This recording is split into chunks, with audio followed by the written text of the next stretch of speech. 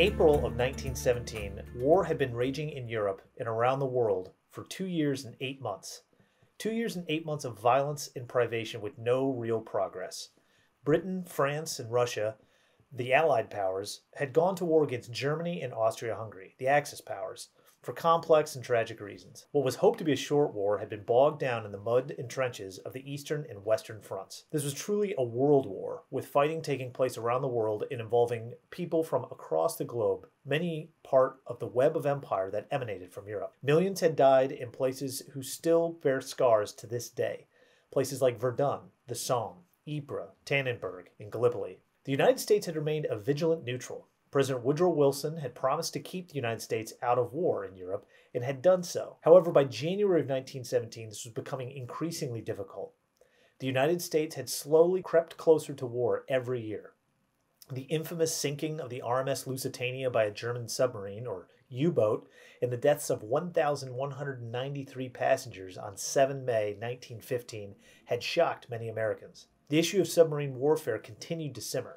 As the war dragged on, Germany grew increasingly desperate to limit Allied supplies.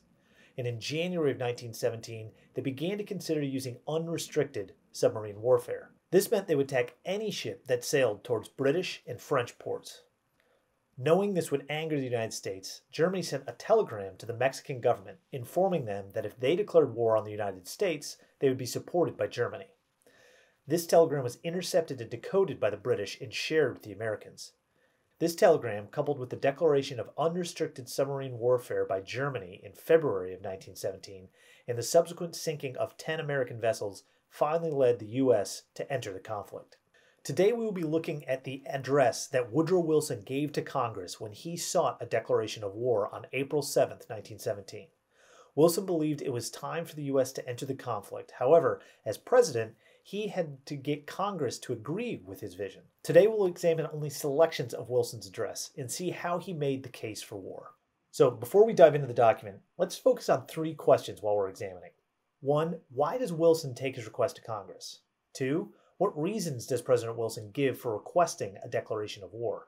And finally, why does Wilson say this war needs to be fought? So Wilson begins, I have called the Congress into extraordinary session because there are serious, very serious choices of policy to be made and made immediately, which it was neither right nor constitutionally permissible that I should assume the responsibility of making. So our first question, why does he go to Congress? It is not right nor constitutionally permissible for him as president to declare war on his own. So he's coming to Congress to go through the formal process of a declaration of war. What this essentially means is that the government of the United States will be on a war footing towards Germany, meaning, like you would assume, we're now going to attack or fight or send troops to engage with Germany and eventually Austria-Hungary. Wilson's going through this process to get that official declaration of war. This will unlock new resources, more money that can be diverted for tax purposes. It gives him more authority to act within the government. There's lots of reasons to get this formal declaration, but he has to go to Congress to get it. So Wilson goes on then to make his case, and this is where he begins to make his case.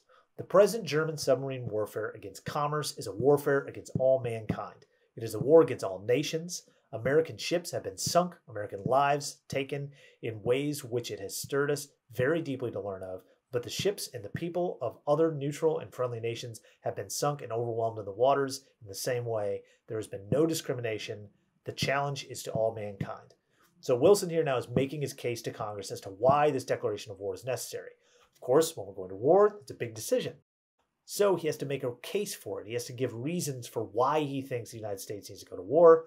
He starts here by talking about the unrestricted submarine warfare, meaning German submarines can sink any ship that they think is carrying supplies to their enemy nations, which for them were Britain and France and Russia.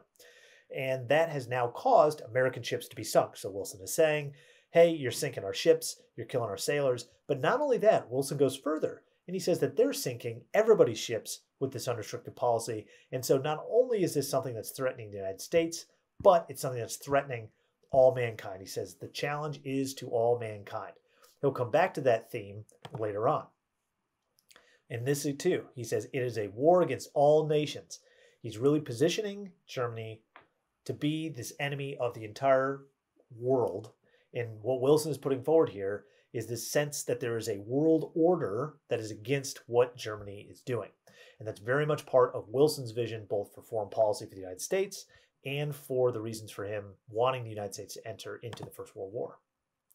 So again, the challenge is to all mankind. That's really important, again, for Wilson's vision and what Wilson was seeing this war would end up being. So he goes on. He says, each nation must decide for itself how it will meet it. Meet it being this challenge that is now facing all mankind, which is German aggression towards all shipping, sort of this indiscriminate, as he puts it, indiscriminate sinking of ships. The choice we make for ourselves must be made with a moderation of counsel and temperateness of judgment befitting our character and our motives as a nation. We must put excited feeling away. Our motive will not be revenge or the victorious assertion of the physical might of the nation, but only the vindication of right, of human right, of which we are only a single champion. So this language will sound fairly familiar to us living in the 21st century, because this is sort of setting up an ideological positioning for why it is that the United States would go into this war. Essentially, German aggression is a threat to freedom everywhere and to people everywhere, and so it needs to be stopped. But this is fairly new for this period. And so when Wilson is saying, but our motive will not be revenge or victorious assertion of the physical might of the nation, he's sort of referring back to these historical battles that have been waged, where it's more about a nation's prestige or their position in the world, or they're gaining something by going to war themselves, proving something. Here, he is claiming that the United States is only going in to vindicate the rights, the human rights, that, the United States is only one nation that's a part of. That is the right, say, for example, to sail your ships across the seas without them being attacked. An example of one of these revenge fights might be what France and Germany are going at right now. Germany had invaded France in the 1870s. France had lost. And with that loss, they lost territory in the Alsace-Lorraine regions in sort of the eastern part of France. They were upset by this. And part of their reason for going to war in World War I was to recapture that territory. And that's a tragic thing, but it was a part of the way foreign policy had worked up to this point. Wilson's declaration of war here is going in a different direction, deliberately. So he's including these lines to highlight that. So he goes on, with a profound sense of solemn and even tragical character of the step I am taking and the grave responsibilities which it involves, but in unhesitating obedience to what I deem my constitutional duty, I advise that Congress declare the recent course of the Imperial German government to be in fact nothing less than war against the government and the people of the United States. So Wilson's doing a couple things here. He's saying, look, Germany has brought war to us. We are responding now in kind by going to war with them. They have brought war to us by sinking our ships and having this disregard for the rights of what he again says is all mankind. He is also acting as president here, and he's acknowledging, look, this is a grave responsibility. This is a big thing I'm doing, and I'm letting you know, Congress, that this is what I advise, and I don't do so lightly, but I do so having thought this through and seeing this as the best course of action moving forward. Now he goes on to say, I shall take the liberty of suggesting through the several executive departments of the government for the consideration of your committees measures for the accomplishment of the several objectives I've mentioned. I hope that it will be your pleasure to deal with them as having been framed after very careful thought by the branch of the government upon which the responsibility of conducting war and safeguarding the nation will most directly fall. So here we have a constitutional question that's being posed and that Wilson is sort of asserting. What he's saying is, look, Congress, you declare war. The executive branch, he says here, the branch responsible for conducting the war, the executive branch is going to fight it. To fight it, I'm going to need some authority from you, Congress, some flexibility within these executive branches. Within agencies that are directly administered by the government to help make things more efficient. Democratic government is inherently inefficient. This was something that really troubled Woodrow Wilson. And what he's saying here in war is that we're going to have to make things a lot more efficient, meaning effective, streamlined, straightforward, cutting through the red tape, so to speak, so that he can most effectively wage this war that Congress declares on behalf of the United States. He's going to Congress and letting them know that that is what he is going to do with this statement as a part of his speech. And so, again, Wilson's kind of doing a couple things here. He is telling Congress why he thinks war needs to be declared. He is connecting that to this broader purpose. Part of the reasons he's doing that are also an appeal to the people of the United States, who he needs the support of if this is going to move forward and if Congress is going to vote for it. and he's letting Congress know that there are constitutional things that he's going to be doing and changes within his department in order to wage this war. So he's sort of signaling what's going to come next after this declaration while making a very strong case for why the war needs to be fought. So then he goes on and does something else that's interesting rhetorically. He says, we have no quarrel with the German people. And I'm going to highlight German people here because Wilson goes on in this section to make a distinction between the German people and the German government. This is something you hear a lot in foreign policy, but what he is trying to do here is say, look, the German people, in a sense, don't have a lot of say in what their government was doing. And it's partly because the German government wasn't as democratic as Wilson thought it ought to be. They had an emperor who was running the government for the most part. They had more of a stratified system than the United States had. And so what he is trying to argue here is like, look, the German people were swept up in this and had no choice but to go to war. And there's a lot of interesting things you could do with this and thinking through it and thinking about, well, this is United States perspective. Was the German perspective the same way? But the appropriate place to put this, I think, for purposes of understanding this speech and this address to Congress, are to say, what is Wilson wanting to do here? And what he's wanting to do is differentiate the German government from the German people. And I think he's trying to get it into a situation where you can defeat the government, but the German people themselves shouldn't be blamed for what their government did. That may be because of peace ideas that he wants to sort of get through. It may also be because the United States has a large population, a large German population of either recent German migrants or German migrants that have been living in the United States for a long time. And so associating all German people with the challenges that are coming out of German aggression would be challenging domestically in the United States, both in terms of political support, but also in terms of possible retribution or people taking out and doing things that they shouldn't do to other people. And so he's trying to distance between those two things. And it's an interesting approach, and it's interesting to think about why he may be doing that. So then he goes on to say one of the most famous phrases from the speech, the world must be made safe for democracy. Its peace must be planted upon the tested foundations of political liberty. We have no selfish ends to serve. We desire no conquest, no dominion. We seek no indemnities for ourselves, no material compensation for the sacrifices we shall freely make. So what is he saying here? The world must be made safe for democracy. He's saying that democracy is the best form of government in the world, that the United States is willing to fight on behalf of democracy, and that not only that, it is now the role of the United States to make the world safe for democracy in all places so that people everywhere have the opportunity to control their governments. Again, this may be why he's separating the German people from the German nation. It's also giving him a broader policy idea that he is taking into the war itself. So he's trying to make this big connection. So again, if you think about where we started, unrestricted submarine warfare has caused Germany to make war upon the United States. The United States is now responding, declaring war on Germany.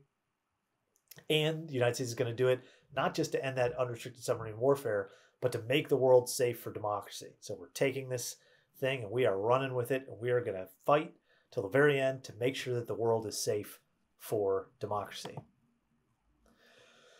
So then he concludes with this sort of flowery passage. He says, "It is a distressing and oppressive duty, gentlemen of the Congress, which I have performed in thus addressing you." Again, him as leader of the United States, it's a big choice, bringing a declaration of war, asking Congress for a declaration of war. He's really underlining that. But he says, but the right is more precious than peace, meaning we've got to fight for the rights of all people, and that is worthwhile. That is worth spending American blood and American treasure in order to accomplish it. And he says that, goes on and lists a bunch of those rights. He says, for the right of those who submit to authority to have a voice in their own government, that's democracy. For the rights and liberties of small nations, so for smaller nations like, say, Belgium, who Germany invaded at the beginning of the war, to be able to determine for themselves their own boundaries and to have their sovereignty protected. For a universal dominion by right, by such a concert of free people, I shall bring peace and safety to all nations and make the world at last free. And he goes on, he says, to such a task we could dedicate our lives and our fortunes. Here he's echoing a little bit of the Declaration of Independence, our lives, fortunes, and sacred honor. He says we dedicate our lives and fortunes, everything that we are and everything that we have, with the pride of those who know that that the day has come when America is privileged to spend her blood and her might for the principles that gave her birth and happiness and the peace which she has treasured. God helping her, she can do no other.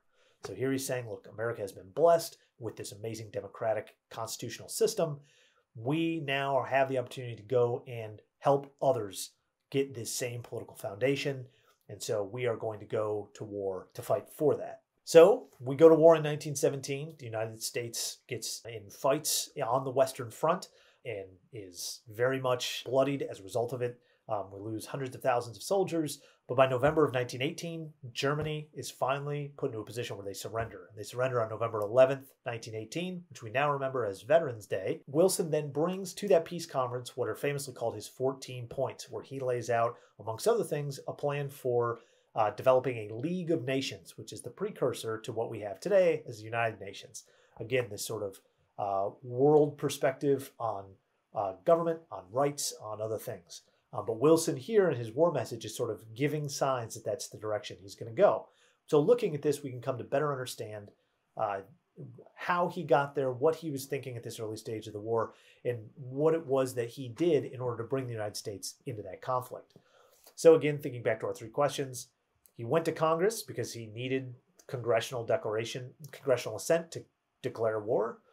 He says it's because both German unrestricted submarine warfare sort of forced it upon them, but also that we are now going to fight on behalf of all peoples around the world to make the world safe for democracy.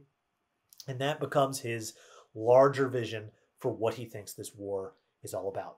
So we'll link down below both to where I got this source from and also to a few other lessons on the Bill of Rights Institute's website, so you can learn a little bit more both about the United States in World War I, some of the other things that were happening during that time period in the United States, and also about Wilson's 14-point plan. So thanks for sticking around. I hope you learned something, and we'll see you next time. Oh no, the video's over. Oh, come on, don't be so sad. Don't you know that the Bill of Rights Institute has tons of videos on American history, government, and civics?